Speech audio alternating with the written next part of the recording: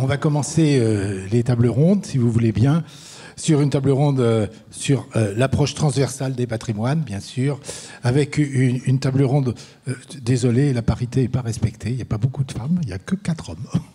Mais bon, c'est pas grave, je pense que dans les autres tables rondes, on va essayer de rattraper les choses. Donc, une table ronde avec... Ils se présenteront plus en détail, mais je voulais quand même faire une petite présentation rapide. Donc, au bout de la table ronde, Vincent Guignot, conseiller culture et patrimoine maritime à la Direction générale des affaires maritimes, de la pêche et de l'aquaculture, donc au ministère chargé de la mer et de la pêche.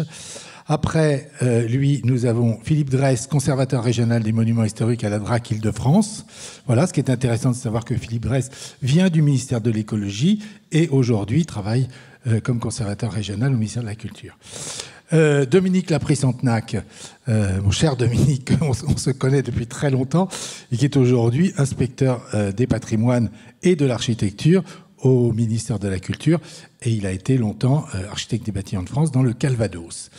Et puis Frédéric Masviel, architecte des bâtiments de France, chef du service de l'unité départementale de l'architecture de Paris. Voilà. Donc, très rapidement, une petite introduction, parce que je pense que sur cette transversalité, c'est important de rappeler quelques textes, des textes en France. En France, on a cette transversalité, elle est déjà inscrite dans la loi, et je pense que la difficulté aujourd'hui, c'est de la mettre en œuvre. Je voulais simplement rappeler que dès 1992, le législateur a intégré dans l'article 1er de la loi sur l'eau la notion juridique de patrimoine commun de la nation.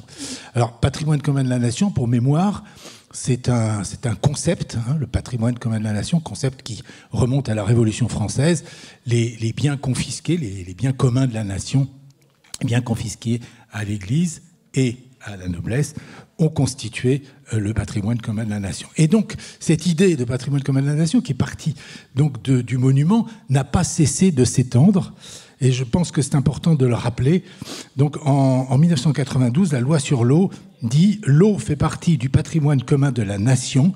Sa protection, sa mise en valeur et le développement de la ressource utilisable dans le respect des équilibres naturels sont d'intérêt général. » Donc, vous voyez que on retrouve les mêmes termes que sur les monuments historiques. C'est intéressant. Alors, ce concept a atteint son apogée en 7 janvier 83, sur la loi sur la décentralisation, qui stipule le territoire français et le patrimoine commun de la nation. Le territoire français inscrit tout, donc tout le territoire, c'est global, et bien sûr également les rivières et l'eau. On va encore plus loin, et c'est le dernier article, qui est l'article R110.1 du Code de l'environnement, qui est très explicite. Alors, ce qui est intéressant, c'est qu'alors là, il va au-delà de l'eau, puisqu'il touche l'air et même la lumière. Alors, je vais vous citer donc cet article du Code de l'environnement. Les espaces, alors que je lise bien, les espaces, les ressources et milieux naturels terrestres et marins, les sons et les odeurs qui les caractérisent, les sites, les paysages diurnes et nocturnes, la qualité de l'air, la qualité de l'eau, les êtres vivants et la biodiversité font partie du patrimoine commun de la nation. Ce patrimoine génère à la fois des services écosystémiques et des valeurs d'usage. Voilà. Je pense que je voulais citer ces textes en introduction, parce qu'ils sont importants. La transversalité, elle existe déjà, mais encore une fois, c'est dans sa mise en œuvre qu'elle est plus difficile. Et pour ça, on va commencer pour essayer de donner quelques éléments de réponse. Alors Vincent, est-ce qu'on pourrait avoir les images de ton exposé ? Merci Alain. Je suis très heureux d'être ici. Ça me fait rajeunir parce que mon premier métier... Après une thèse consacrée à l'administration des phares et balises, c'était la coordination de la formation AUE-ABF, où je représentais la partie école des ponts. Donc j'ai beaucoup appris pendant ce travail. Je voulais commencer par cette image du phare du Créache à Ouessant, juste pour une illustration jolie, c'est important. Et l'actualité va me permettre d'en reparler et d'expliquer quel a été mon travail pendant quelques années aux affaires maritimes et ce qui pourrait être dans les années à venir. Alors, les acronymes, DGAMPA, donc Direction Générale des Affaires Maritimes, de la Pêche et de l'Aquaculture. Donc, c'est la grande direction générale qui s'occupe des politiques publiques de la mer et des bateaux. Ah, c'est parti, voilà. C'était une administration qui était historiquement aux places de Fontenoy, dans un bâtiment qui nous a été montré tout à l'heure, et qui s'occupe de marins, de bateaux, de pêche, mais aussi des espaces maritimes et littoraux, de sécurité de la navigation et de planification de la mer et des littoraux. L'intérêt d'avoir une grande direction générale avec une adresse en mer.gouv.fr, ça permet de pas d'avoir trop d'angoisse à chaque remaniement où on ne sait pas si la mer va être un ministère, un secrétariat d'État, un ministre délégué auprès d'eux. Donc la DGAMPA est toujours à la manœuvre sur les politiques publiques dans ce cas-là, politiques qui sont à la fois nationales mais également internationales. La sécurité de la navigation, ça se traite à Londres, à l'Organisation maritime internationale, et puis évidemment beaucoup de politiques communautaires pour les pêches.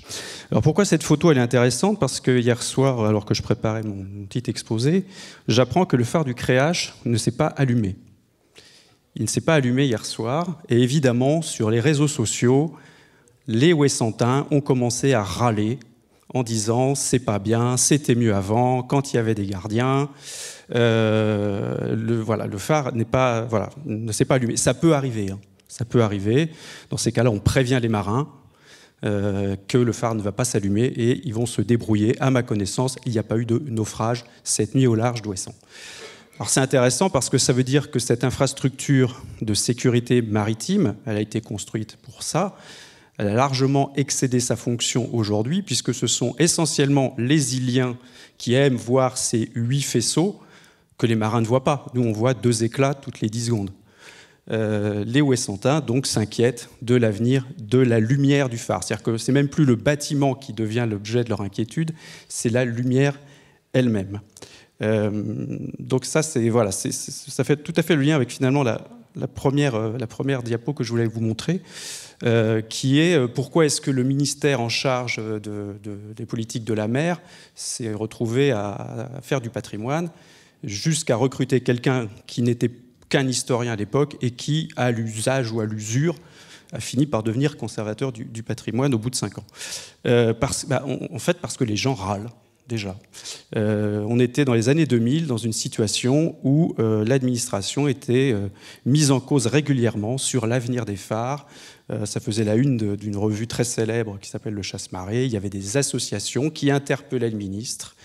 Donc en fait, l'interministérialité, on l'a découverte sous la pression de l'opinion, et non pas de l'opinion des marins, mais sur celle des gens du littoral, des gens qui voient les phares plutôt de la terre. J'avais fini d'ailleurs ma thèse au bout de quelques années en disant que les phares, ça a été construit pour signaler la terre aux marins et qu'aujourd'hui, ça montre la mer aux terriens. C'était une sorte de petite boutade, mais en fait, c'était pas si faux. Donc, ce que je vais vous raconter en quelques minutes, c'est pas l'histoire des phares, ça j'aime bien faire ça, mais c'est pas le lieu. C'est de dire comment on a mis en œuvre une politique, enfin, comment on a découvert que c'était une infrastructure qui s'était patrimonialisée au fil du temps, et comment on a pris en compte cette dimension patrimoniale, sachant que nous, administration maritime, on reçoit de l'argent pour la sécurité des marins, pas pour faire, entre guillemets, du patrimoine. Alors, qu'est-ce qu'on a fait ? Déjà, on les a comptés, grâce au ministère de la Culture, au service de l'inventaire, M. Marc Pabois, parce que quand on a commencé cette aventure au début des années 2000, personne n'était vraiment capable de donner une définition. Là aussi, il faut un peu regarder l'histoire du côté de la mer. Un marin, lui, connaît le livre des feux. Il a 80 000 feux répertoriés. Et qu'on appelle ça phare ou pas, ce n'est pas vraiment son problème. Donc il a fallu s'accorder sur une définition et les compter. Et vous voyez qu'on en est à 220 plus ou moins, de tailles diverses. Et puis avec des choses pas forcément intuitives, parce que la plupart sont sur des caps et pas en mer. Or, c'est pour ceux qui étaient en mer qu'on était le plus interpellés. Et puis évidemment, ça penche très très sérieusement à l'ouest, en tout cas en France, hein, puisque la Bretagne historique, à elle seule, c'est la moitié ou presque du total. Hop là, je passe rapidement sur l'histoire, parce que ça, il y a un excellent livre qu'on a co-dirigé avec François Goven, où pour la première fois, on avait classé les phares non pas par ordre géographique, mais par ordre chronologique. C'était une véritable révolution éditoriale, grâce aux presses, aux éditions des monuments historiques. On a essayé de faire une sorte de typologie en remontant, on a déjà parlé du phare de Cordouan, qui est le plus ancien, mais qui est resté très très longtemps unique. Et après, c'est surtout le 19e siècle où nos braves ingénieurs des ponts ont planifié la construction de beaucoup de phares, avec cette idée qu'un bateau qui partirait de Dunkerque et qui longerait les côtes de France ne devait jamais perdre un feu de vue.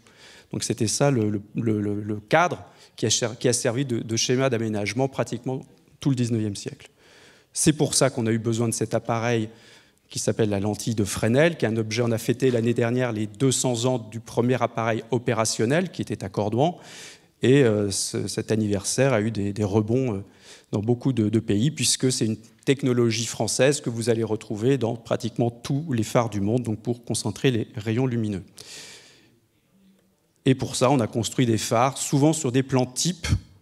Hein, on ne s'embêtait pas à innover à chaque fois, un piédestal, un fût, une lanterne. Voilà, ça c'est le modèle initial donc, de la commission en 1825, qu'on a plus ou moins cloné sur les côtes. Et puis après, on l'a déjà montré. Vous voyez, on revient à Pinmar-Eckmühl, on voit le phare de la première génération derrière, et puis celui beaucoup plus imposant, construit à la fin du 19e pour mettre des feux électriques. Je passe assez vite. Voilà les petites maisons phares dont je vous parlais. Alors ça, c'est typique des problèmes de définition. Hein, si on appliquait des critères de portée, de hauteur, d'importance, ce sont des phares tout à fait modestes du point de vue de leur importance nautique, mais auxquels on l'appelle maison phare. Moi, j'étais arrivé à cette définition, la plus simple. Un phare, c'est là où il y a eu un gardien, parce que dès qu'il y a eu un gardien, c'est un gardien de phare. Donc tout le monde va dire que c'est un phare. Et puis on en a reconstruit après la guerre parce qu'il y a eu beaucoup de destruction. On voyait le 3e phare du Cap Fréhel, une sorte de néo-régionalisme breton. Et puis on en a construit aussi partout dans le monde. Puissance impériale et coloniale française emportait les phares dans ses bagages. Là, on est sur un cas très intéressant qui est le cas de Spartel, qui naît d'un traité international. J'ai eu la chance d'aller travailler avec les collègues marocains sur son histoire et sa valorisation. Et puis, pour changer complètement d'environnement, la Nouvelle-Calédonie, avec son phare Amédée, donc, qui était construit en pièces détachées à Paris et emmené en Nouvelle-Calédonie. Et voilà le phare qui a disparu juste à côté, le phare du Trocadéro, qui abritait le service des phares. Donc vous voyez, on avait quand même un patrimoine assez divers. Bon, qu'est-ce qui se passe rapidement ? Première mutation dans les années 80, 90, 2000, c'est l'automatisation, c'est la fin des gardiens. On n'a plus besoin de gardiens dans les phares, et donc là on a un problème de bâtiments qui sont vides ou moins habités. On a une deuxième grande mutation qui est le passage, pour le dire vite, d'un système de signalisation des côtes à un système de surveillance de la navigation, avec des lieux dont seuls les marins se soucient, qui s'appellent les CROSS, Centres régionaux opérationnels de secourisme, de sauvetage et de surveillance. Donc ça, deuxième grande mutation, donc on a moins besoin des phares. On détruit le phare de Paris en 92 et on détruit en partie le service des phares avec, puisqu'il va devenir un bureau. Et puis, dans le même temps, les phares deviennent un objet extrêmement valorisé du point de vue culturel. Vous savez, cette photo a été une des plus vendues au monde en 1990. Donc, c'est le phare de la Jument. Alors là, il y avait encore un gardien qui est venu faire coucou à la porte. Et ça fait cette photo qu'on ne pourra plus refaire donc maintenant. Donc, il a fallu inventer une deuxième vie aux phares, donc phares qui ont quitté leur gardien, avec des principes. C'est-à-dire qu'on a 3 principes, c'est qu'ils fonctionnent toujours. S'ils ne fonctionnaient plus, l'administration qui est la mienne les remettrait au domaine et les phares seraient vendus. On n'aurait pas de problème. Sauf que là, ils marchent encore, donc on doit s'en occuper. Ils doivent rester un bien public, hein, c'est pas possible de vendre un bien qui fait de la sécurité et de la navigation. Et par contre, il faut les utiliser au mieux, ce qu'on appelle un usage alternatif. Et qu'est-ce qu'on a fait? On a créé un réseau de personnes qui s'occupent des phares, on a géré leur transition domaniale, et puis on les a aussi protégés au titre des monuments historiques. Alors un usage alternatif, vous voyez, ça c'est en Sardaigne, hein, ça peut être un hôtel de luxe. En France, on est plutôt sur un usage public, hein, la visite, l'accueil du public. Les journées des phares, ça a été mentionné, on les a créées en fait assez vite en 2009. Et donc ce sont toutes les parties prenantes du sujet, que ce soit des administrations, des associations. Ah. Je suis, ok. Il faut savoir que les phares, ça représente 1 million de visiteurs par an en France. Et il y en a une quarantaine qui sont ouverts au public. On a transféré depuis 2009 24 ou 25 phares au Conservatoire du Littoral. C'est un opérateur qui, par son rôle dans la gestion et l'acquisition de foncier sur le littoral, a souvent eu des phares dans son périmètre. Vous avez le phare de Seine-les-Tozes, en Corse, donc, qui a été transféré, rénové, qui est aujourd'hui un gîte d'étape. Et le ministère de la Culture, vous voyez François Goven qui attaque la face nord du phare des Hauts-de-Bréa. Comme ça a été rappelé, il n'y avait pratiquement aucun phare protégé, et pour être honnête, mes camarades des phares et balises n'étaient pas très fanats des protections MH, hein, pour le dire à minima. Donc je leur ai dit que ça ne pouvait pas faire de mal. Alors moi, je suis un conservateur infiltré dans l'administration de la mer, donc je vais leur dire que ça ne va pas faire mal. Ça ne va pas faire mal. Non, ça ne va pas te donner de l'argent tout de suite et à tous les coups. Vous voyez, c'est un peu ça, voilà, la rencontre, le choc des cultures dont il était question tout à l'heure, c'est un peu ça. Et aujourd'hui, on a 95, presque 100 phares inscrits ou classés en France et dans les en France, métropole et outre-mer. Et puis j'ai d'autres sujets, d'autres problèmes que les phares et les bâtiments, c'est les bateaux. Les bouées métalliques, enfin le phare n'est qu'un élément le plus emblématique de tout un système de sécurité. Et le bateau que l'on voit là, il est au port-musée de Douarnenez, il va faire l'objet de toute notre attention. Parce qu'un bateau, ça a la mauvaise habitude, ça coule. Si vous ne changez pas ses anodes, ça c'est une pile électrique dans l'eau. Voilà, on a aussi travaillé sur la numérisation des archives. Les archives nationales ont fait un gros effort de numérisation de la commission des phares, par exemple, donc l'espèce de jurisprudence qui dit où est-ce qu'on doit construire des phares. Et puis, ça a été cité, on a eu le plaisir de lancer... Alors, Cordon, ça a été déjà monument historique, donc on n'avait pas cet objectif-là pour motiver les associations, les collectivités, les services de l'État. Et ça m'a permis de me réfléchir sur le caractère finalement assez peu universel du phare, puisqu'il y a des tas de cultures qui ne s'en servent pas pour naviguer. Tous les peuples océaniens, les phares, ça ne leur parle pas plus que ça, mais il a fallu quand même démontrer la valeur universelle exceptionnelle de Cordouan dans le cadre de l'exercice de l'UNESCO. Voilà, ça c'est la suite des opérations, donc ça tombe bien, c'est la dernière. J'ai repris donc du service aux affaires maritimes. Alors je retrouve mes affaires de phare, si j'ose dire, pas tout à fait dans l'état où je les ai laissées il y a 10 ans, et heureusement.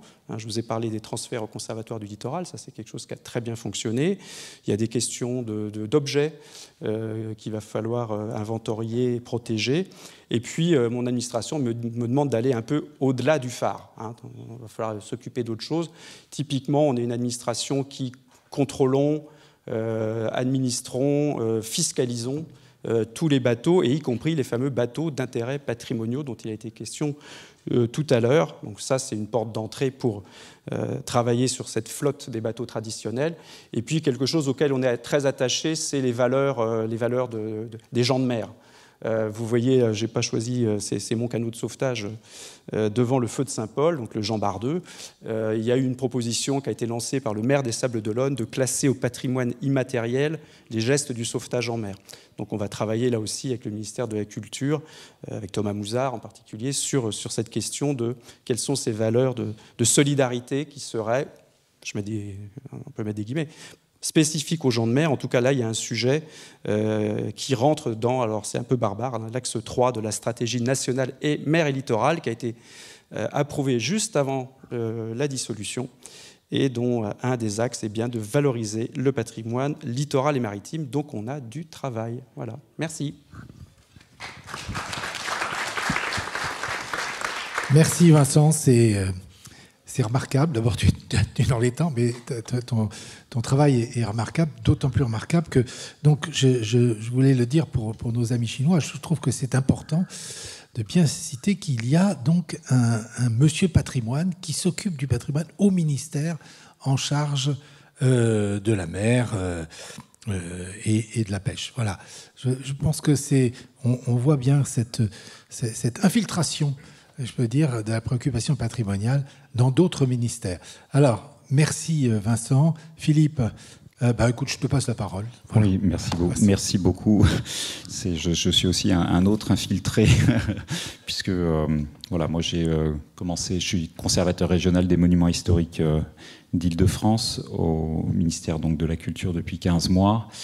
Et donc j'ai eu la chance d'avoir Vincent Guiguenot comme professeur lors de ma formation d'élève fonctionnaire. Oui. Donc c'est effectivement voilà. Donc je vais essayer de parler des affaires parisiennes d'Île-de-France surtout, et puis essayer de vous montrer que la question de la protection du patrimoine maritime et fluvial, alors surtout fluvial, intéresse aussi l'Île-de-France. Donc un petit rappel du rôle des directions régionales des affaires culturelles, donc essentiellement qui est le rôle de la conservation régionale des monuments historiques.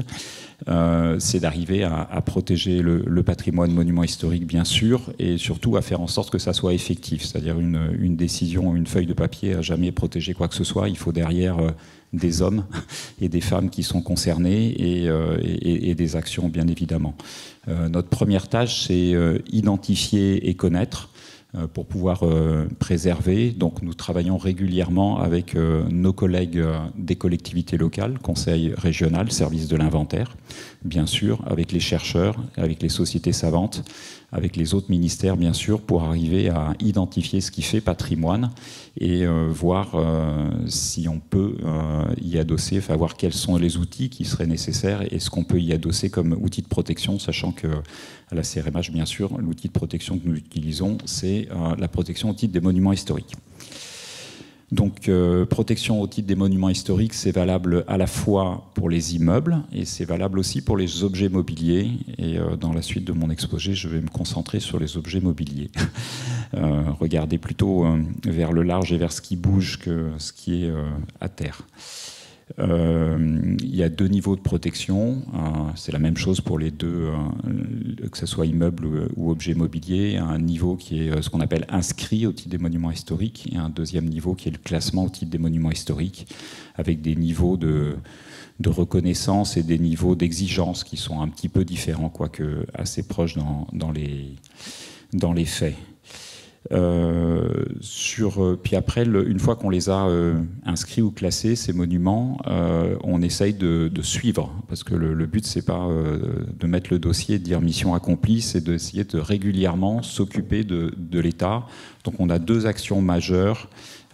Concernant les immeubles, on a un suivi de l'état sanitaire qui se fait à minima tous les 5 ans, de façon à vérifier qu'ils sont en bon état et éventuellement, quand ils ne le sont pas, de mettre en face les actions nécessaires et d'aller rappeler aux propriétaires leurs devoirs et leurs responsabilités. Et concernant les objets mobiliers, là on est plutôt confronté à la disparition plus qu'à la dégradation, même si ça peut arriver des objets mobiliers. Donc l'action principale, c'est surtout des actions régulières de récollement, vérifier que l'objet protégé est bien au bon endroit et en bon état, bien sûr, sachant qu'il peut y avoir un lien entre objets mobiliers et objets et immeubles monuments historiques, puisqu'on peut faire des servitudes de maintien dans les lieux d'un objet mobilier dans un immeuble, du moment que les deux sont classés au titre des monuments historiques. Voilà. Au quotidien, tout ça, ça donne un accompagnement de l'administration, notamment pour les travaux de restauration. Ça se fait dans le cadre de ce qu'on appelle le contrôle scientifique et technique, qui veut dire que des sachants, et notamment des conservateurs des monuments historiques, vont accompagner le propriétaire au moment de l'élaboration de son projet de restauration. et le conseiller. Puis, dans le cadre des autorisations qui seront délivrées, puisqu'après on a une partie de police administrative qui peut être positive, délivrance d'autorisation, mais qui peut être aussi répressive, puisqu'on est habilité à faire des constats d'infraction. Ça arrive rarement et c'est pas notre job premier, mais voilà, c'est une capacité que nous avons. Dans le cadre notamment des travaux, on va accompagner, dans le cadre du chantier, l'ensemble du chantier sur le choix des protocoles, le choix des méthodes. Et tout ça pour finir sur les possibilités de subvention. Alors j'aimerais rappeler à ce titre qu'un objet ou un immeuble est d'abord de la responsabilité de son propriétaire, et les subventions ne sont qu'un apport plutôt marginal et sur certaines opérations. Voilà. Passé ce cadre-là, j'aimerais vous présenter deux exemples qui sont le patrimoine, un petit peu à l'occasion de deux objets. Le patrimoine de la Seine, qui est d'abord une voie de transport des marchandises. Donc vous avez cette image, et je pourrais vous en citer beaucoup plus, de la Seine qui sert au transport de marchandises. Là, vous avez un remorqueur à vapeur sur ce tableau de Camille Pissarro de 1902. Vous avez en 1936, je ne sais pas si c'est le même remorqueur, mais il fait toujours la même chose. Voilà. Et donc la Seine, c'est d'abord une voie commerciale et une voie navigable. Et ce qui nous a amené, nous, à protéger au titre objet des bateaux. Alors c'est vrai qu'on pense objet protégé, même si Vincent en a parlé, on pense plutôt à des meubles meublant des maisons, mais on a aussi des locomotives comme des bateaux. Donc vous avez, je ne suis pas absolument certain que ça soit le même que sur la photo, mais c'est à peu près le même type. Vous avez le plus vieux remorqueur à vapeur encore à flot en France, qui est protégé au titre des monuments historiques. C'est un navire de 1905 et qui est aujourd'hui amarré à la Conflans-Sainte-Honorine dans une halte patrimoniale qui recense plusieurs bateaux. Nous avons aussi au même endroit un remorqueur pousseur qui est un peu plus tardif, qui s'appelle le Triton 25, qui date de 1954, qui est lui aussi classé au titre des monuments historiques. Et quand est classé au titre des monuments historiques, ça veut dire à la fois qu'on y est attentif à leur préservation, qu'on aide l'association qui en est aujourd'hui le propriétaire. Et pour faire vivre ces objets, il faut bien sûr une activité. Et ça, c'est indispensable. Ce ne sont pas des objets de musée, ce sont des objets qui doivent vivre. Et donc, heureusement qu'il y a une activité autour, mais ça explique aussi le faible nombre de bateaux d'intérêt économique, je dirais, qui sont protégés en Île-de-France. On doit avoir une dizaine sur nos 20 000 objets protégés, monuments historiques en Île-de-France. Autre type de patrimoine, le patrimoine des loisirs nautiques. Donc la Seine et la Marne ont régulièrement été naviguées pour des questions de loisirs. C'est des choses qui émergent en Île-de-France, sur les rivières d'Île-de-France, à peu près à partir des années 1830-1840 environ. Puisque voilà, je vous avais mis un tableau impressionniste, mais dès 1847, on a des régates sur la Seine. Et la prise en compte de ce patrimoine, qui reste un patrimoine toujours vivant, nous a conduit à protéger par exemple des skiffs. Ici, vous avez ces longs bateaux extrêmement fins qui font 8 mètres de long pour 40 cm de large. Et naturellement, vous pouvez monter dedans que quand vous êtes dans l'eau, sinon ça casse. Donc voilà, donc ce skiff avec plusieurs autres, puisqu'au total, skiff et canoë, on en doit avoir une dizaine de protégés en Île-de-France, là aussi. C'est une protection récente qui est pour l'instant juste au niveau de l'inscription et qui date du début de l'année. Vu d'un canoë français qui est tout aussi protégé, et là aussi c'est lié à une activité qui continue, puisque c'est l'ensemble des skiffs et du canoë sont préservés et confiés au bon soin du Rolling Club qui est installé sur l'île des Vannes, qui est l'extrémité sud d'une île sur la Seine près de Saint-Denis, voilà, et qui continue à avoir une activité naturellement sur des canoës et des skiffs contemporains.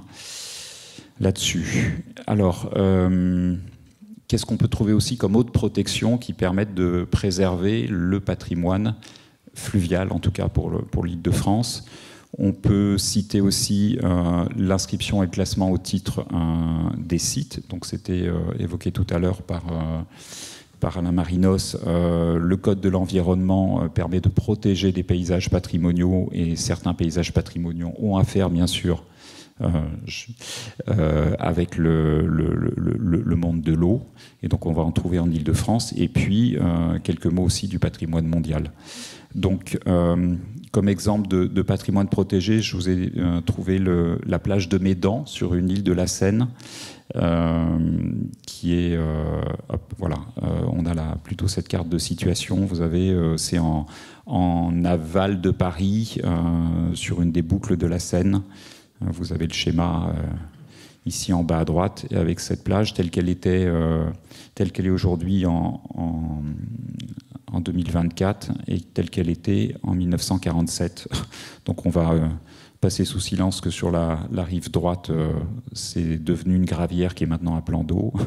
Et on avait dans les années 1930-34 sur cette plage qui est aujourd'hui au milieu d'une île classée comme site inscrit pour son paysage naturel et aussi son intérêt historique pour les questions de loisirs. On avait dans les années, dès les années 34, ça a été actif jusque dans les années 70, une plage de loisirs. C'était une manière d'apporter la mer jusqu'à Paris ou jusque sur les rives de Seine, qui était extrêmement fréquentée avec piscine en bord de Seine, toboggan et plein d'activités nautiques. Donc c'est à ce titre-là, la protection au titre des sites inscrits a été mobilisée, ainsi que pour les bâtiments de manière très récente, un intérêt, un classement au titre des monuments historiques. Alors, est-ce que ça suffit à protéger?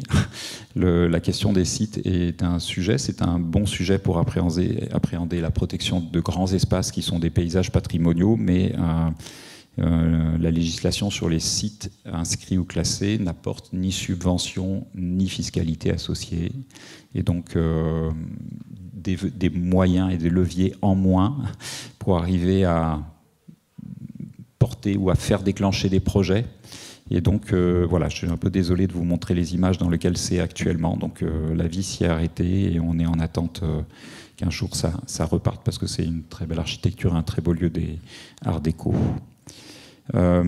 Quelques mots aussi sur un autre outil de protection qui est le patrimoine mondial.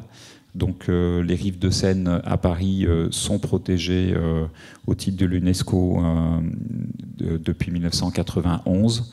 Alors, dans les rives de Seine, bien sûr, on le voit de manière pittoresque, mais c'est arrivé à concilier à la fois l'ensemble des usages économiques et de loisirs, puisque le loisir sur la Seine via les péniches pour touristes est une très grosse activité.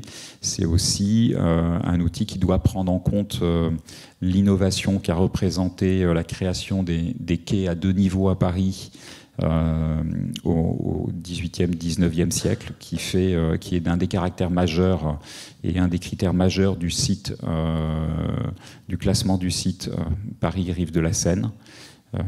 Qui énonce que Paris est une cité, est une ville fluviale, bien évidemment. Le reste du site permet de raccrocher des éléments importants d'architecture et d'urbanisme à la Seine, qui sont adossés, ce qui arrive aux limites vues actuellement, qui vont du pont de Bir Hakeim jusqu'au pont du métro en face de la gare d'Austerlitz. Voilà, j'en ai fini. Et puis si la mer vient pas à nous, on peut aussi rêver de mer. Et donc, je finirai sur cette image d'un immeuble. Je vais quand même en citer un monument historique qui est surnommé le paquebot de Jean Patou. Voilà, merci.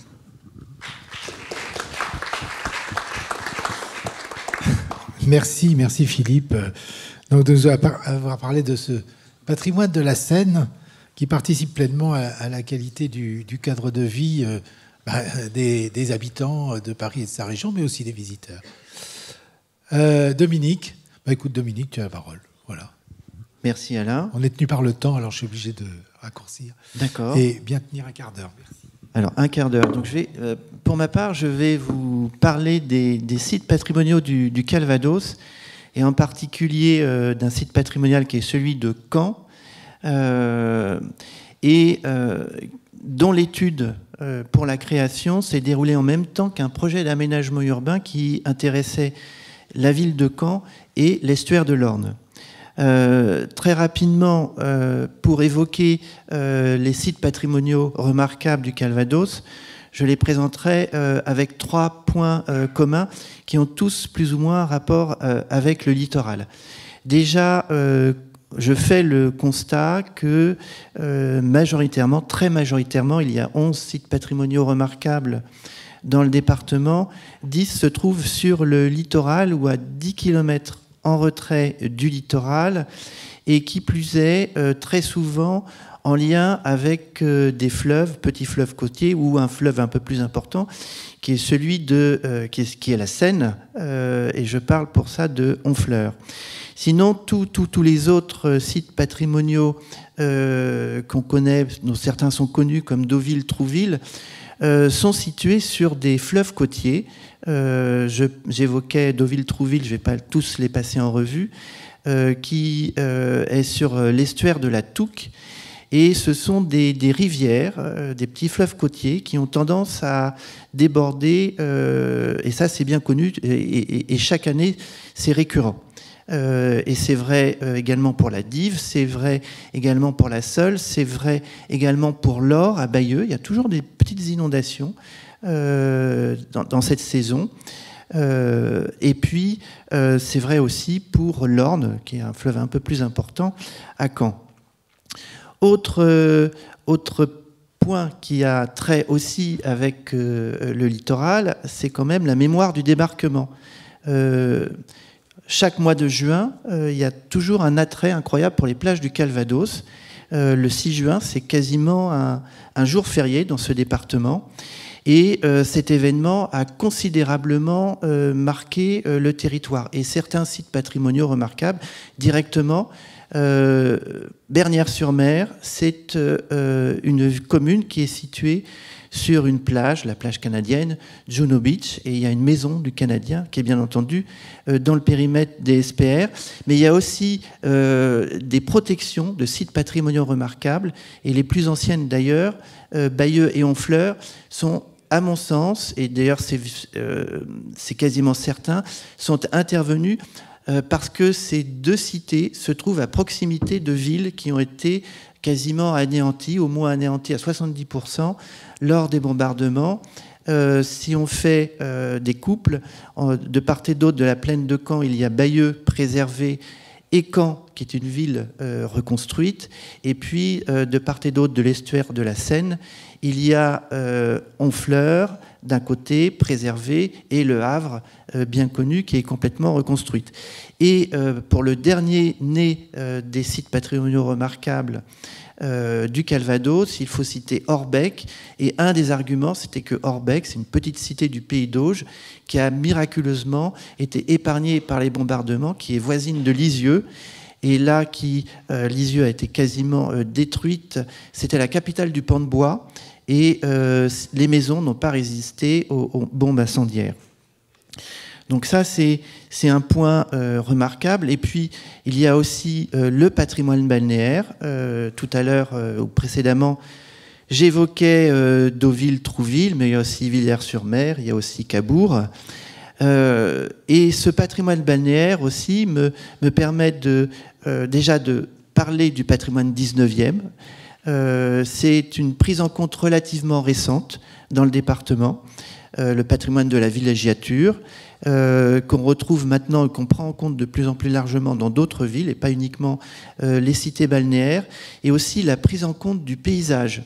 Je constate que dans les documents de préservation et de protection de ces AVAP, c'était les AVAP, il y a beaucoup de règles qui sont édictées sur la préservation de ce paysage balnéaire, côtier, parce que ces villes-là étaient dans des parcs et jardins, et il y avait une composition qui était faite toujours avec le littoral. Il y a des très beaux exemples. Alors, j'ai pas de photos, donc c'est pour ça que j'ai pris plein de petits croquis pour l'illustrer, mais c'est particulièrement vrai. J'aurais pu aussi parler dans les documents de protection de certaines protections qui existent à Honfleur, où on protégeait dans le PSMV des cônes de vue sur l'estuaire, ou encore à Bayeux, où les rives de l'Or, encore cette petite rivière, sont préservées.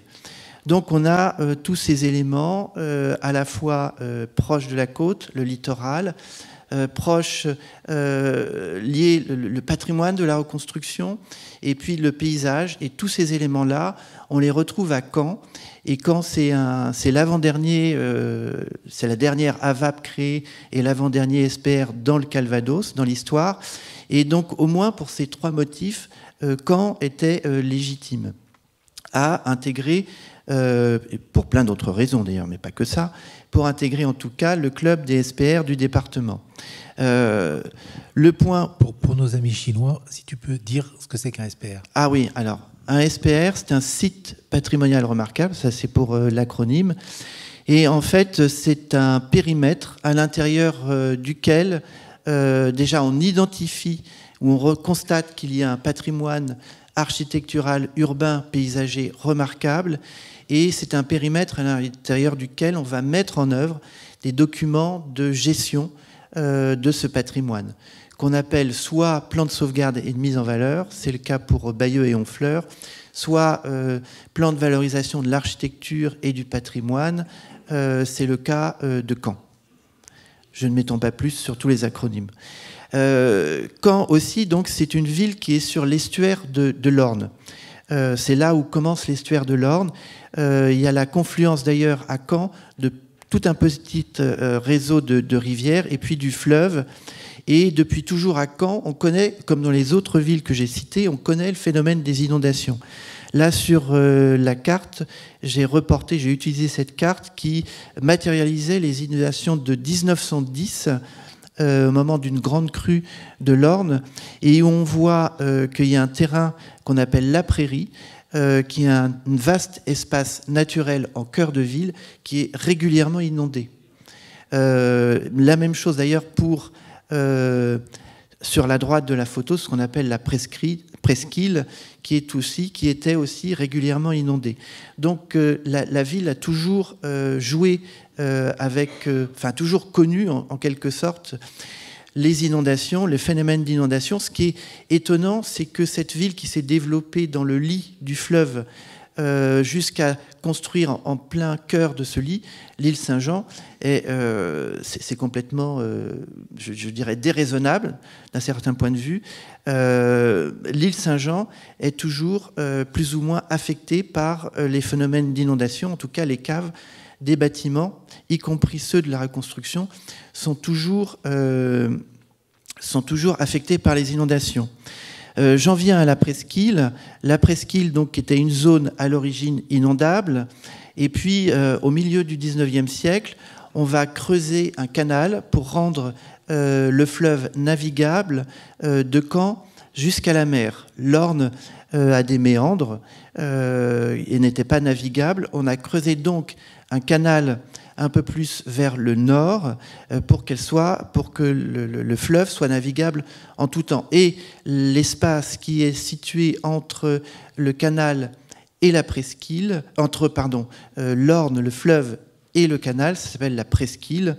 Et la presqu'île, on le voit ici, c'est en tout cas sa pointe occidentale est vraiment située en cœur de ville, et le petit dessin au pied justement de l'abbaye aux Dames.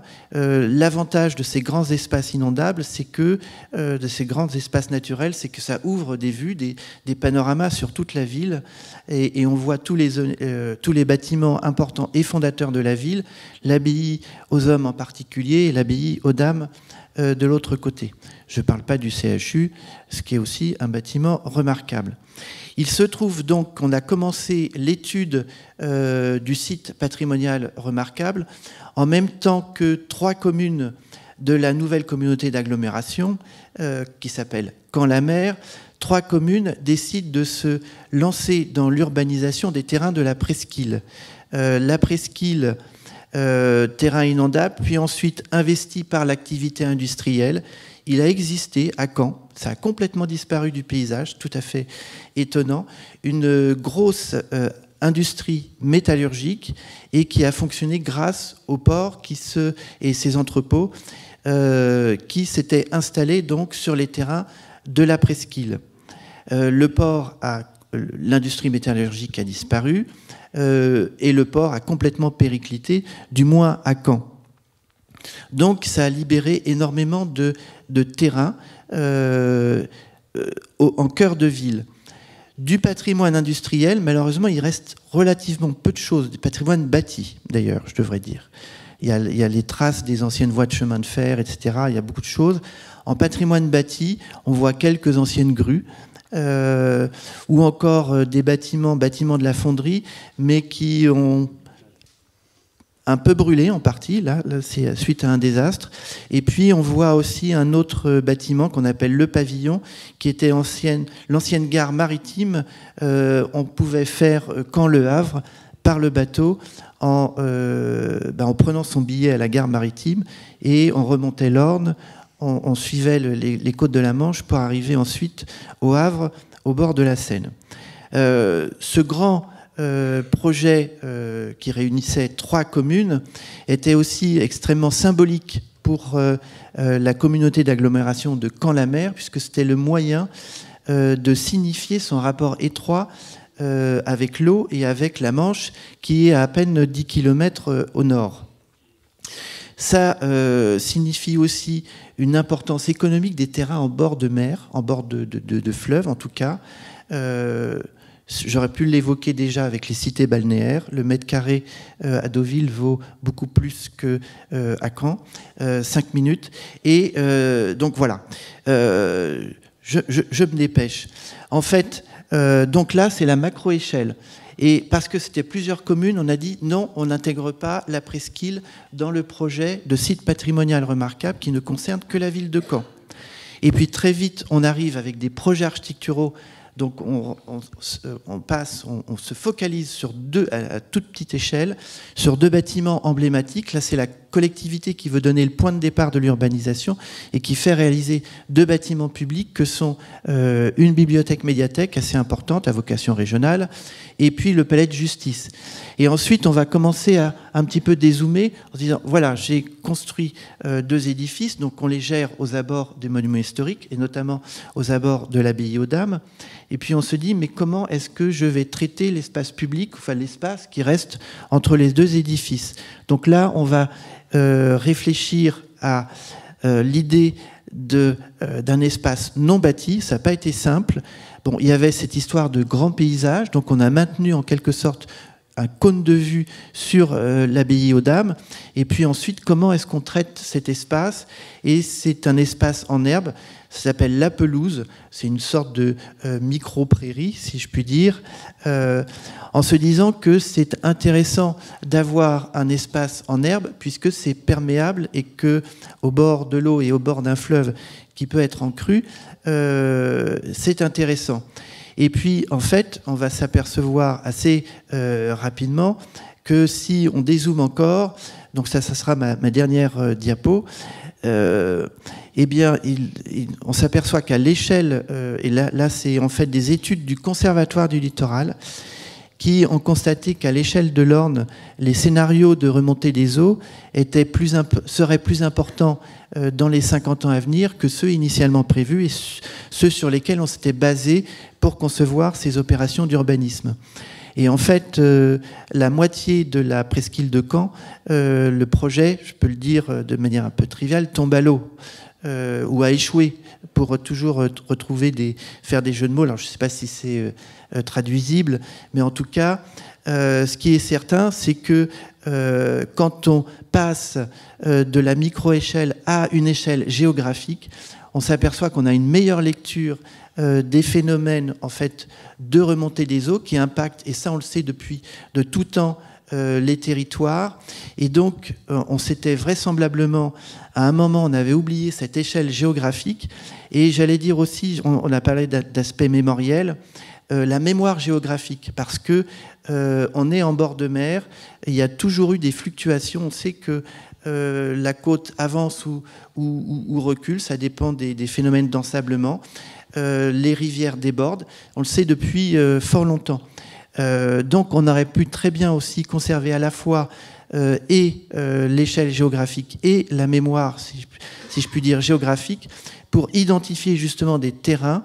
Et ce que le Conservatoire du littoral a montré, les études qu'il a fait réaliser, c'est que ces terrains, s'ils sont perdus pour la construction, ils ne sont pas nécessairement perdus pour la collectivité. Ce sont des terrains, là pour l'estuaire de l'Orne, en cœur d'agglomération.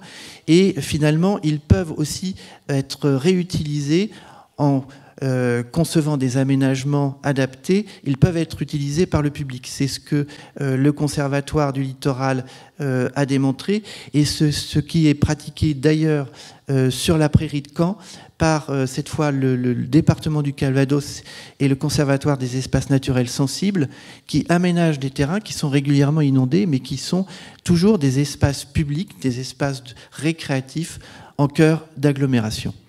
Voilà, je fais très rapidement. Et je continue là-dessus. Merci Dominique. Moi, je retiens principalement de ton approche paysagère, du Calvados bien sûr, et puis notamment de la presqu'île de Caen. Voilà, la prise en compte d'une sensibilité patrimoniale dans la planification et l'urbanisation. Je crois que c'est ça qu'il faut souligner à travers ton exposé. Et puis ce concept de mémoire géographique que je trouve intéressant et qui mérite d'être approfondi. Merci.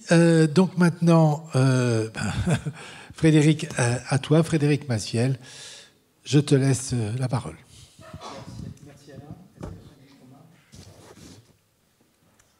Bonjour mesdames, messieurs. Peut-être avant de commencer, parce que Dominique est beaucoup trop humble, je crois qu'il n'a pas précisé que les dessins étaient...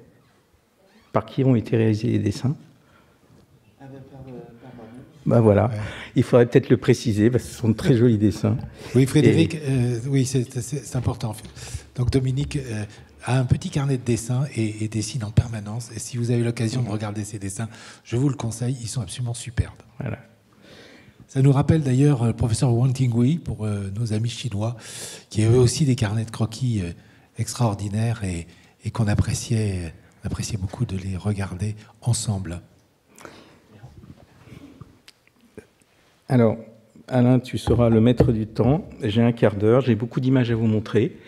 Commençons par cette très belle carte qui a été élaborée avec l'école d'architecture de Versailles et qui représente voilà, ce grand territoire irrigué par la Seine. J'aimerais commencer avec deux balises temporelles, si j'ose dire. La première, c'est celle qui est écrite sous vos yeux et qu'a prononcé Napoléon Bonaparte lorsqu'il a inauguré le canal de l'Ourcq. Paris, Rouen, Le Havre, une seule et même ville dont la Seine est la grande rue. Donc une sorte d'intuition stratégique prémonitoire. Et une deuxième balise temporelle, si j'ose dire, c'est plusieurs siècles après, appel à projet, Seine et Métropole, Paris, Rouen, Le Havre, par l'équipe Antoine Grimbach et associés, pour justement, au fond, peut-être en continuité de cette première intuition vue par Bonaparte, mieux connecter Paris au Havre, sa porte maritime, et faire du territoire axe Seine la colonne vertébrale du Grand Paris. Donc aujourd'hui, c'est une réalité, et nous nous inscrivons, Paris évidemment pleinement, mais pas uniquement, d'autres villes comme Rouen, Le Havre, je vais en parler. Alors on me reproche souvent de ne pas franchir le périphérique, mais là, cet exercice va m'obliger à le faire un peu. Vous parlez bien sûr de la Seine, il faut avoir quelques repères territoriaux, c'est très important. Donc la Seine, c'est un fleuve de 775 km qui prend sa source dans une autre région, Bourgogne, dans la commune de Sources-Seine. et qui va traverser un certain nombre de collectivités qui sont notamment fondatrices de ce qu'on appelle l'entente Axe-Seine, le long de cette grande colonne vertébrale de 180 km, en passant bien sûr par la métropole du Grand Paris, la ville de Paris, et puis Rouen et Le Havre, qui sont les 4 collectivités, on va dire, fondatrices de cette entente, et puis d'autres intercommunalités, bien sûr, qui sont toutes membres de l'entente de l'Axe Seine le long du fleuve. Alors, il y a beaucoup de données, je ne suis pas là pour les détailler, mais simplement, il faut savoir que le fleuve et son environnement et son territoire font l'objet d'une attention soutenue maintenant depuis près de 20 ans pour notamment aller vers ce qu'on appelle une décarbonation de la Seine, de la vallée de la Seine, à savoir permettre justement d'accompagner cette transition écologique. J'ai encadré Aropa parce que Aropa Port de Paris est un partenaire, un interlocuteur privilégié à l'échelon de Paris. Donc décarboner la vallée de Seine, ça consiste évidemment à pouvoir y implanter un certain nombre de programmes favorables au développement durable. Je ne vais pas les détailler. Et puis aussi penser que le fleuve de Seine est un fleuve qui permet notamment de transporter des matériaux et pourquoi pas évidemment des matériaux biosourcés. Cela serait une bonne idée, n'est-ce pas ? Alors, si on revient sur Paris, désolé, mais je vais vous parler de ce que je connais peut-être le mieux, toujours sur ce fond de carte, bien sûr, fondation ancienne, comme vous le savez, et peut-être le pilier des nôtes fait partie de cette référence historique, puisque c'était cette guilde de commerçants fluviaux qui, à partir du 1er siècle après Jésus-Christ, sous le règne de Tibère, ont notamment dédié cette colonne monumentale favorisant bien sûr le commerce au travers de ce grand fleuve à une époque dite de la Pax Romana. Donc la Seine par les cartes, c'est très intéressant puisqu'on va dire qu'avant 1450 à Paris on n'a pas vraiment de fond cartographique très détaillé. La meilleure référence c'est celle du plan de Truchet et Oyot dit plan de Bâle de 1552 qui représente la Seine vue depuis l'ouest. Donc c'est une vue assez peu commune et qui présente bien sûr que la Seine était disposée bien sûr au centre de la ville, ceinturée de ses remparts, mais surtout qu'elle avait aussi de nombreuses îles. Il faut savoir que jusqu'à, on va dire peut-être il y a 2 siècles, il y avait une dizaine d'îles le long de la Seine dans Paris. Un autre plan qui est assez explicite, c'est le plan dit de Turgot de 1739, qui représente aussi la Seine de manière très détaillée, comme ici sur cette image agrandie, qui renseigne notamment sur les usages. On voit bien que le fleuve est évidemment permet le transport maritime, et puis surtout c'est un certain nombre de dispositifs dont urbains, celui de ponts habités. J'y reviendrai. Alors la Seine, peut être aussi vue à travers les peintres ou les photographes, comme objet, bien sûr, comme sujet, culturel, notamment un célèbre peintre qui est Jean-Baptiste Raguenet a représenté très belle vue de la Seine. Ici, on peut voir entre le Louvre et l'Institut, avec au fond la cathédrale, une vue de la Seine telle qu'elle était au milieu du XVIIIe siècle. Un autre tableau de Raguenet qui montre notamment vers le pont Notre-Dame avec des joutes maritimes. Donc on parlait d'usage. Ici, c'est une représentation de joutes maritimes. Et puis ce pont habité qui était sur le pont Notre-Dame. Et à gauche, vous voyez ce qu'on appelait la pompe Notre-Dame, qui était tout simplement une fontaine d'eau, parce qu'il fallait s'alimenter en eau, évidemment. D'autres sources iconographiques, telles que cet autochrome de Auguste Léon, qui est issu de la collection Albert Kahn, qui nous renseigne aussi. Alors, elle est prise à peu près vers 1910, et elle montre un paysage de bord de Seine, de berge de Seine, avec notamment des usages qu'on appellerait logistiques aujourd'hui. Alors, la Seine est un fleuve qui, bien sûr, a été, pardon du jeu de mots, j'ai essayé la scène d'événements, justement, pour des événements, S-C-E-N-E, et permis notamment le déploiement des grandes expositions universelles, dont celle de 1900, qui a suscité un certain nombre de représentations. On peut imaginer que le long du fleuve de Seine, il y avait un certain nombre de transformations, bien sûr, de la ville de manière temporaire. Je pense que plus près de nous, finalement, ce qui vient de s'achever ici à Paris, à savoir les Jeux Olympiques, s'inscrivent en continuité de cet événementiel si fort, et de nombreuses images nous sont parvenues, notamment celles qui étaient en prémisse à annoncer la cérémonie d'ouverture des Jeux, qui ont pris justement le fleuve comme lieu de représentation, avec notamment des images que nous avons tous gardées en mémoire, d'une forme de valorisation de l'architecture aussi, il faut pas l'oublier. Et puis cette scène finale que tout le monde connaît, avec ce cavalier d'argent qui justement chevauche sur la Seine. Alors, c'est un fleuve, bien sûr, qui est immense et qui, surtout, est régulé. C'est un fleuve naturel qui nécessite certains aménagements dans d'autres territoires pour permettre, justement, d'en préserver, d'en conserver, notamment, d'en éviter les risques d'inondation. Nous connaissons tous le zouave du pont de l'Alma, qui nous indique depuis, on va dire, 1910, peut-être pas depuis la crue de 1658, qui est la crue qui a été la plus haute connue à Paris, qui a notamment justifié l'élaboration pour le jardin des Tuileries de la terrasse du bord de l'eau, pour justement se préserver aussi de ces crues importantes. Donc la crue de 1910 a marqué les esprits, et ce qui explique qu'elle a nécessité forcément des aménagements. Plus récemment, et j'en suis témoin, 2016 a été aussi un moment de crue assez important, et elle est d'ailleurs, je crois, plus ou moins répertoriée. Oui.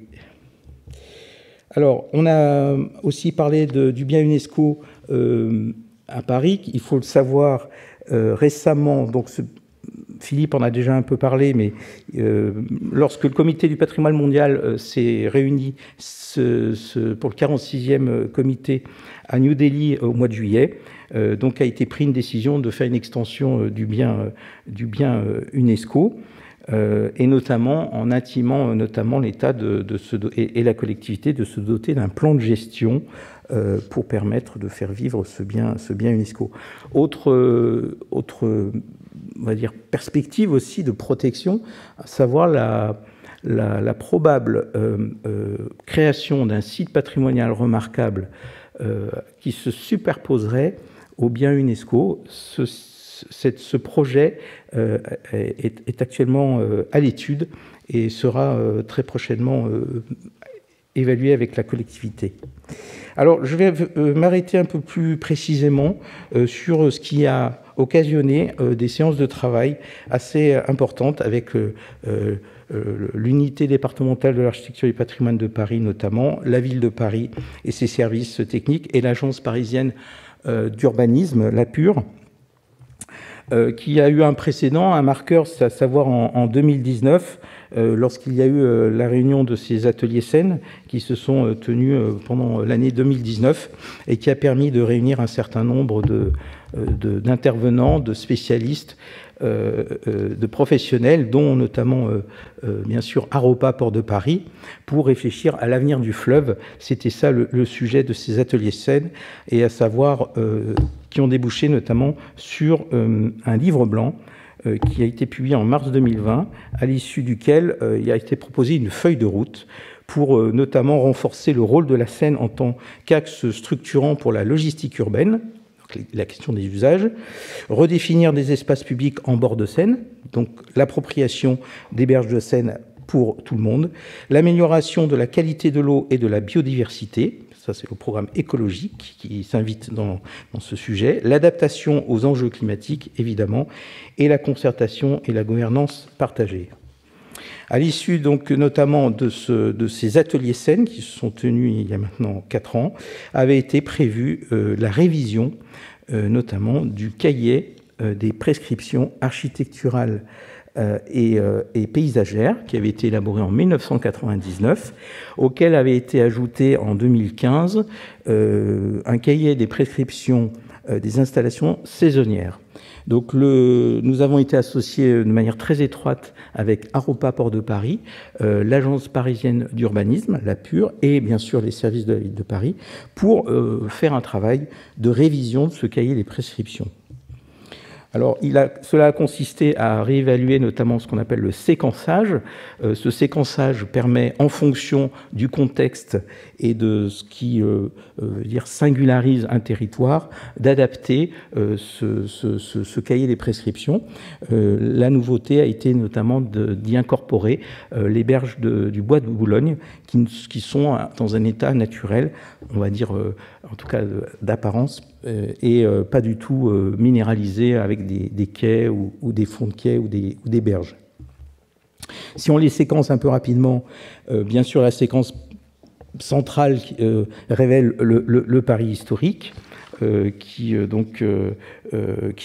crée notamment cet effet de socle au centre de Paris qu'on peut tous percevoir, c'est que les fonds de quai créent une sorte de magnifique socle de l'architecture qui s'offre à voir, que l'on peut donc le long de la Seine découvrir avec notamment ces promenades de bas de quai.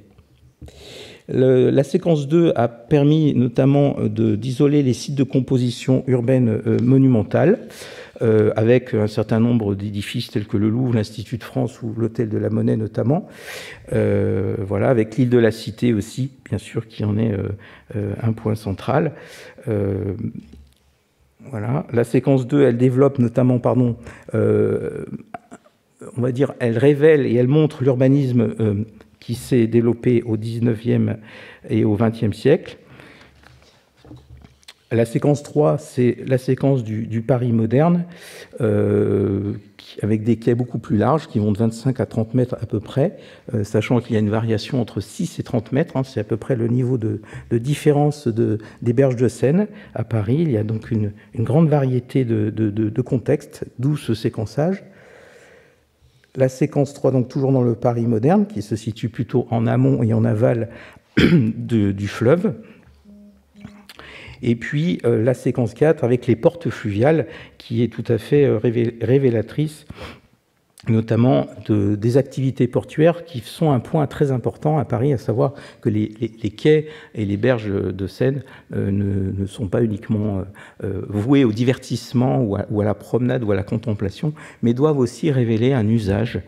C'est bien ce dont il s'agit, à savoir conserver une activité, et avec notamment ces infrastructures. Cela fait partie je dirais, des enjeux de conservation de la diversité du paysage urbain dans Paris. Et enfin, le dernier point, c'est les berges du bois de Boulogne, donc bois qui a été conçu par Alphand, et dont l'État a fait don en 1852 à la ville de Paris, sous condition qu'elle entretienne ce bois. Il n'était pas inclus, le bois de Boulogne et les berges du bois de Boulogne n'étaient pas inclus dans le précédent cahier des prescriptions architecturales. C'est chose faite et c'est une bonne chose, avec notamment pour son intérêt écologique, la conservation de la trame verte et de la trame bleue. Cela fait partie aussi voilà, de l'intérêt de conserver ces corridors écologiques à un échelon régional. Quelques exemples du contenu de ce cahier des prescriptions architecturales et paysagères a consisté bien sûr à mettre du texte, mais surtout de lui adjoindre des croquis, des schémas pour être beaucoup plus explicite.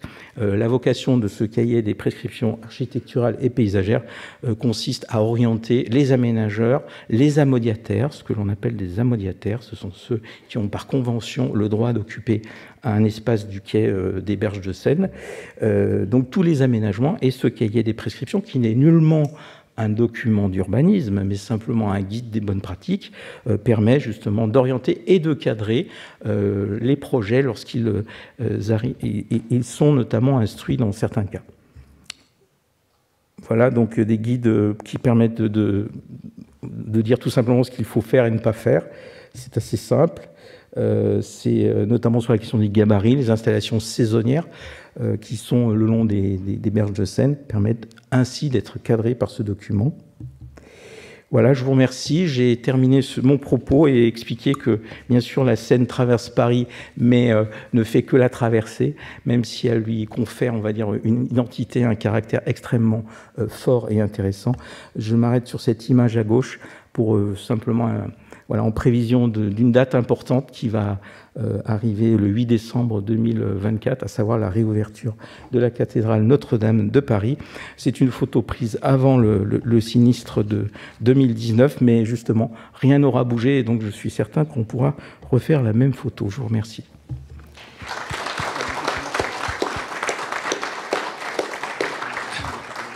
Merci Frédéric. Merci de nous avoir illustré aussi richement d'ailleurs l'histoire de la Seine, mais surtout les enjeux aujourd'hui, parce que ça c'est important.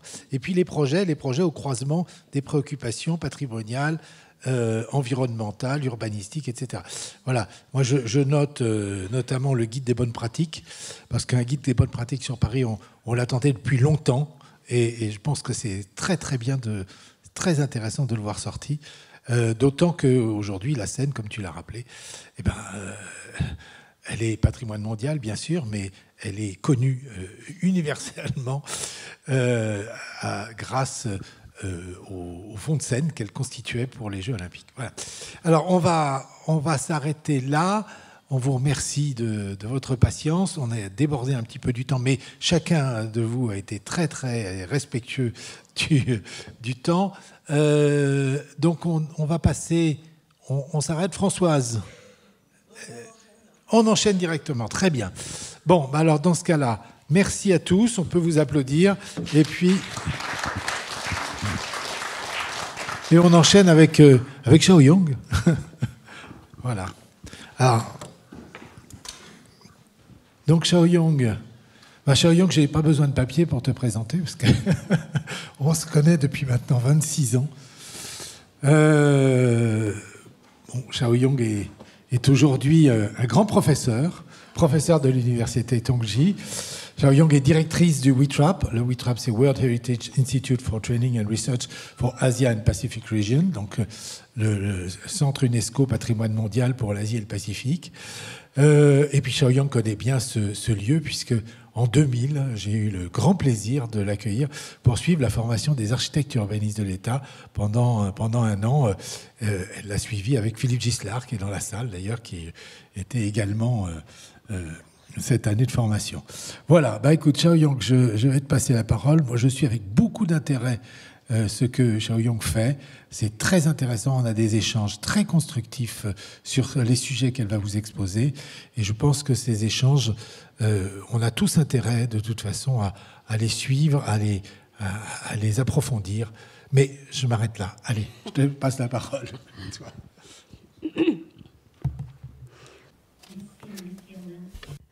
Bonjour, mesdames, messieurs. Je suis très contente d'être ici pour présenter mes travaux sur l'eau. Parce que ça, c'est aussi le terme d'aujourd'hui. C'est le patrimoine au-delà du frontière. Voilà. Parce que grâce à notre interprète, je veux bien de parler chinoise, comme ça je peux bien contrôler le temps. Merci. 好的，首先非常感谢啊，因为 Merci beaucoup, parce que nous avons des interprètes ici aujourd'hui, donc je vais parler en chinois pour mieux contrôler le temps. Merci beaucoup à la Cité du patrimoine, de l'architecture et du patrimoine. Merci beaucoup Françoise Gède, merci Alain, merci encore une fois pour votre invitation. Je suis ravi d'être ici, je suis ravi d'être ici avec mes collègues à l'université Tongji. Je suis ravi de l'organisation de cet événement. Alors, notre thème est lié à l'eau, parce que l'eau, ça bouge. Et cela transcende les frontières. Donc je pense que c'est un très bon thème pour répondre, pour faire écho à ce thème. c'est de transcender les frontières. Ici même, j'aimerais partager avec vous mon travail. Ce domaine, je suis là-dedans depuis 30 ans.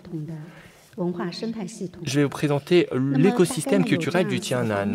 Alors, je vais présenter sous 4 aspects. Tout d'abord, je vais parler de ma recherche dans les années 1990. Et après, nous avons rencontré des obstacles et je pense que nous allons redécouvrir la signification des aires d'eau du Tian'an.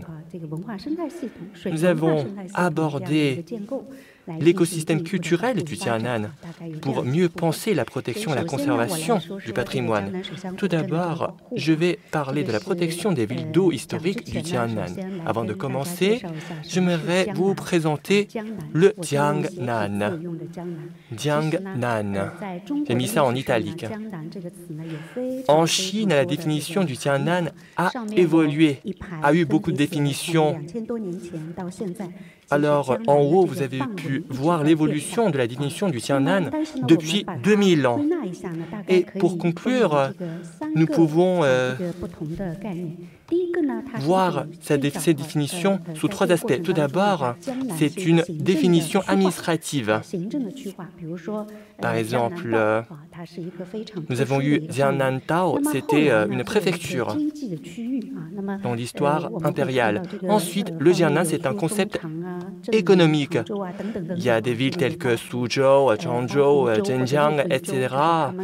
Alors 8 ou même 6 villes selon les différentes définitions. Donc c'est un concept économique. Et troisièmement, nous pouvons voir que différentes disciplines ont défini Tian'an de façon différente. Par exemple, dans la météorologie, nous pensons que le Tian'an, c'est la région où il y a des moissons d'été. Et nous pouvons également, dans le linguistique, le Jian'an comme la région où on parle la langue Wu. Et ensuite, dans la géographie, nous pensons que c'est là où il y a des plaines du delta du Yangtze. Ici même, j'aimerais parler du Tian'an culturel, y compris 8 villes du Tian'an. Pourquoi ce choix? Parce que il y a très longtemps déjà, c'était une ville, c'était une région culturelle. Sous la dynastie Tang, il y avait ce poème écrit par Bai Juyi. Nous n'avons pas le temps de traduire ce poème aujourd'hui, mais nous pouvons voir que le Tian'an nous donne cette impression. Il y a beaucoup d'eau, il y a un climat agréable. Ensuite, nous pouvons voir que dans ces régions, il y a beaucoup de ponts, beaucoup de cours d'eau et beaucoup de villages d'eau. Ces 2 images montrent très bien cette caractéristique. Donc, nous pouvons voir que les villes d'eau du Tian'an, c'était d'abord un concept géographique et maintenant, il a une dimension géographique, économique et culturelle à la fois. Mais tout cela est lié à l'eau. Il y a cet environnement naturel, il y a des activités économiques et il y a un aspect commun culturel. Donc tout cela peut définir ce qu'est le Tian'an. Dans les années 1980, mon professeur à l'époque était déjà dans la conservation du Tian'an. En 1996, j'ai commencé ce travail avec lui. Mon mémoire était lié à la conservation des villes d'eau du Tian'an. Et mon professeur, M. Luan, a publié ce livre. Et dans ce livre, nous avons donné la définition du Tian'an. cet habitat entre les régions urbaines et les régions rurales. Et l'eau se trouve au centre de ces régions. Cela apporte beaucoup de valeur et cela montre très bien ce qu'est le Jiangnan. Dans l'image au milieu, nous pouvons voir ces lignes qui montrent le réseau aquatique et les points, cela montre des villes comme Suzhou et nous pouvons voir des communes qui gravitent autour de ces villes. Et ensuite, il y a des petits villages d'eau. Ces villages produisent des produits pour vendre dans ces petites communes. Et ensuite, tous ces produits se concentrent dans ces villes qui se trouvent au centre de ce réseau. Et donc, nous pouvons voir que tous ces villages jouent un rôle très important. Mais dans les années 1980, nous avons pu voir qu'il y a eu un problème très grave. Durant cette époque-là, le développement économique a commencé. Donc, nous avons tout démantelé, nous avons comblé des rivières pour construire des routes, pour faire circuler des véhicules, pour faciliter le trafic. Et ensuite, nous avons pensé que tous ces villages, c'est démodé, il faut les remplacer par des usines, il faut attirer les investissements, il faut développer davantage l'industrie pour remplacer l'agriculture locale. Tous ces paysages ont été considérés comme démodés, sales, et donc tout cela a disparu. En 1985, professeur Luan, mon professeur, a donc planifié cette région. Par exemple, c'est la planification de la commune du Zhouzhuang. Il faut protéger ces patrimoines en même temps qu'on développe l'économie. Il faut protéger tout ce village historique d'eau et le développement économique de la ville peut être fait au-delà de ce village, en dehors de ce village. Donc nous avons réussi à protéger ces villes d'eau. Dans les années 1990, c'est là où j'ai participé à la protection des villes. Tout à l'heure, j'ai parlé de l'urbanisme et maintenant je parle de la protection. Par exemple, Zhouzhuang, Dongli, Wuzhi, toutes ces villes d'eau ont été protégées. Nous avons restaurer les monuments historiques dans cette région et nous avons construit des infrastructures modernes sous la terre, sous ces monuments historiques, les tuyaux d'eau, etc. Et nous avons profité des espaces pour construire de nouveaux bâtiments, mais avec des spécificités locales, avec un design moderne, mais avec des spécificités locales également. Nous avons construit ce musée pour montrer ces héritages, ces patrimoines culturels de Tongli. Donc nous avons pu mettre en valeur ces patrimoines. Mais un développement rapide a également donné lieu à des problèmes. Le tourisme s'est développé, ce qui a fait que beaucoup de monde se sont rués dans ce petit village.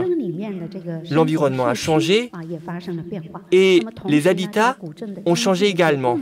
Et la structure économique a changé également. Par le passé, c'était surtout l'agriculture qui comptait, qui dominait. Maintenant, c'est le tourisme qui a pris le relais. Donc nous avons pu voir que ces villages, tous ces villages se ressemblent. On trouve des rues commerciales partout, on y vend des mêmes produits. Donc tous ces villages se ressemblent. De plus, l'urbanisation se développe de manière très rapide. À gauche, nous avons des villages historiques, ce schéma des villages historiques. Nous avons des cours d'eau qui entourent ces champs, ces villages, ces maisons, mais avec la rapide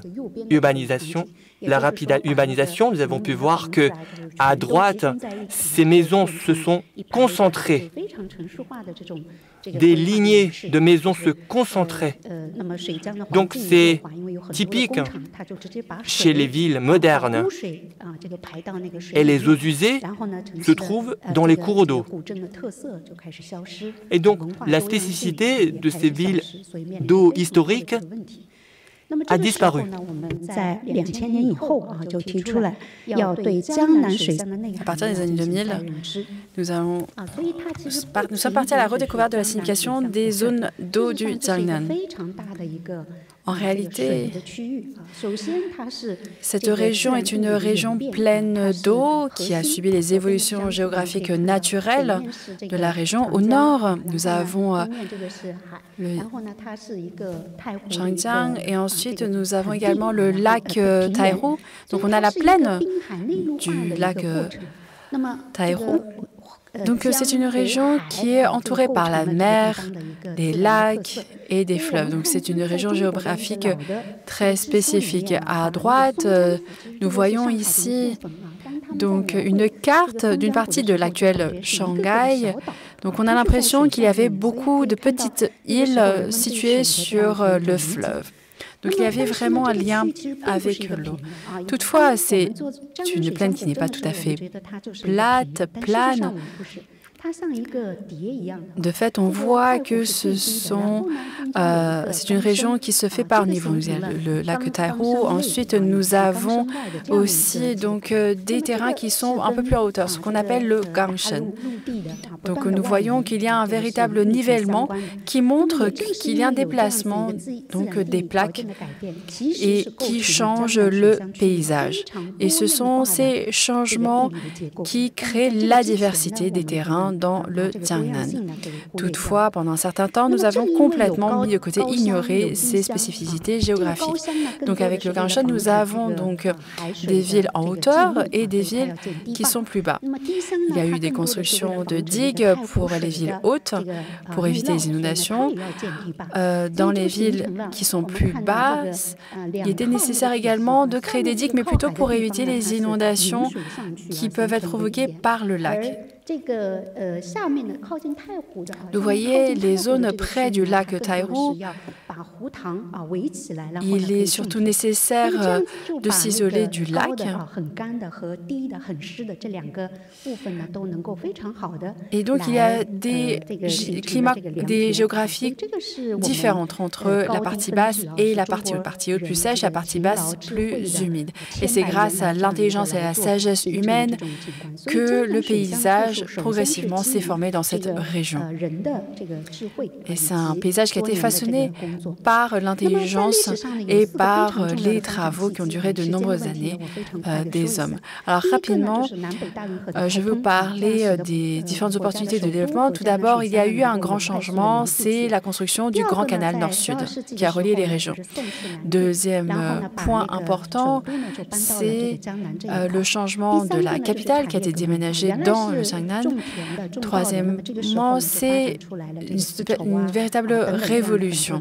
Auparavant, c'était une région agricole, puis qui s'est tournée vers la production de soie, de coton, avec la culture de mûrier pour les vers à soie, etc. Et il y a eu une différenciation des différentes tâches au sein de la chaîne de valeur. Nous voyons ici les différentes parties de cette chaîne de valeur et chaque étape, évidemment, a des besoins différents en eau. Il y a également des transactions entre les différentes étapes et donc ça crée également tout certains marchés.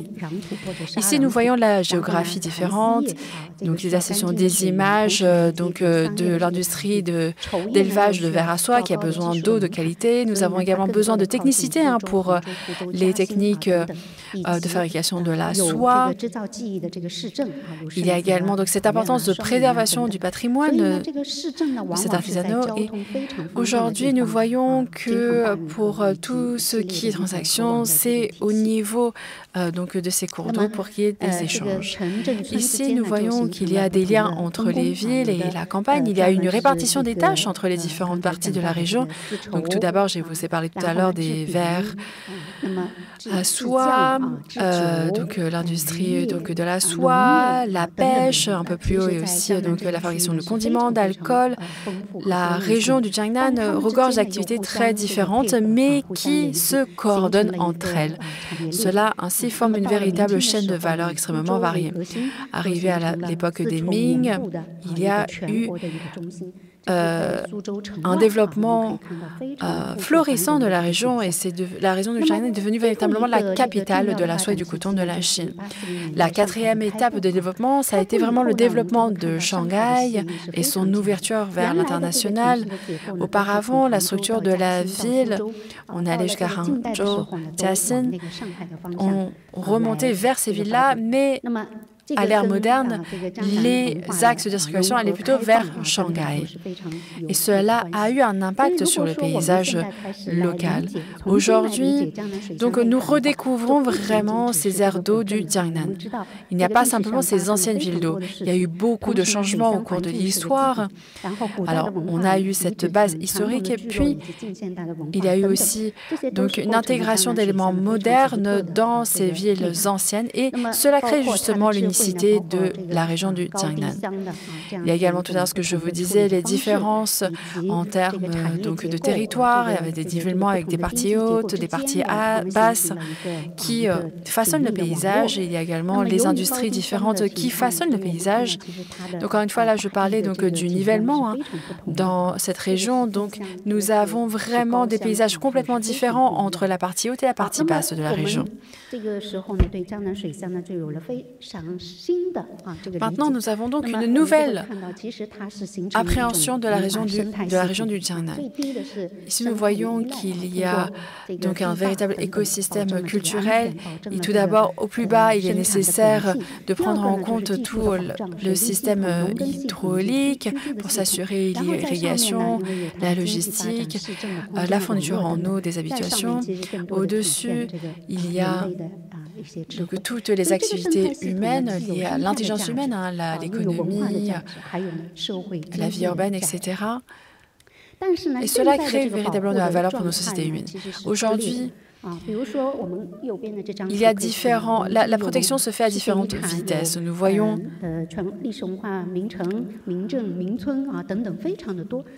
qu'il y a des villes, des bourgs, des villages, et il n'y a aujourd'hui aucune politique unifiée, et il n'y a pas de cadre général pour la protection des anciennes villes.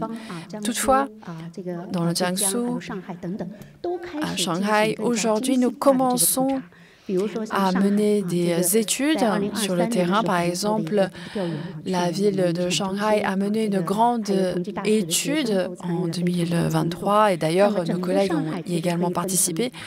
Shanghai peut être divisé en plusieurs quartiers culturels et paysagers. Nous avons des régions lacustres, nous avons des régions au bord de la mer.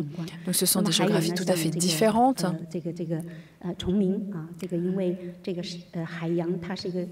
Il est aussi intéressant de voir qu'il y a des îles, il y a aussi des paysages tout à fait spécifiques avec du sable. En 2024, lors de la session de l'UNESCO à New Delhi, il a été évoqué la nécessité également de protéger de nouveaux paysages. Ici, vous voyez, ce sont des lieux d'habitation d'oiseaux migrateurs. Et donc c'est un site qui désormais est inscrit sur la liste du patrimoine de l'UNESCO. L'université de Tongji avec le Jiangsu, le Zhejiang et Shanghai sont en train de travailler ensemble pour proposer un plan de développement de l'écosystème culturel du Jiangnan. L'idée est de réaménager et d'homogénéiser à nouveau cette région pour mieux protéger les espaces culturels, sociaux et pour mieux protéger également l'économie, préserver toutes ces industries afin que ce soit un tout, pour que la région ne soit pas complètement fragmentée. Auparavant, nous ne procédions qu'à la protection des anciennes villes d'eau, mais aujourd'hui, nous avons une vision plus globale de la région et cela permet de proposer un plan d'aménagement plus global. Donc la logique est tout à fait différente. D'un point de vue théorique, nous mettons vraiment en avant la régionalité. La territorialité de cet écosystème culturel, c'est un tout, mais c'est aussi un tout vivant. Du point de vue de la méthodologie, nous devons effectivement étudier les spécificités, les caractéristiques culturelles, socio-économiques sur place qui sont à protéger et nous pouvons également nous pencher sur la question de comment les améliorer. Troisième point, nous devons avoir des outils de gestion. Auparavant, nous avons cette logique de préservation et de protection, mais aujourd'hui, l'objectif est de développer l'activité au-delà de la préservation. Il faut développer la culture locale, la promouvoir et intégrer aussi des éléments de développement durable et de protection de l'environnement. Enfin, ici, vous avez une image que vous avez peut-être déjà vue. Donc là, c'est Françoise Jed et Alain, c'est une photo qui date d'il y a plus de 20 ans. C'est une photo qui est extrêmement précieuse. À côté de Françoise, nous avons le responsable de la région Asie-Pacifique, M. Jingfeng de l'UNESCO. Et c'est aussi pour ça qu'ils ont participé aussi à beaucoup de travaux pour l'inscription de la région à l'UNESCO. Ainsi, aujourd'hui, je tiens encore une fois à remercier nos experts et nos amis français pour vos efforts et pour votre soutien à la préservation du patrimoine culturel. Vous nous avez beaucoup éclairés par vos réflexions et vos méthodologies. Merci beaucoup.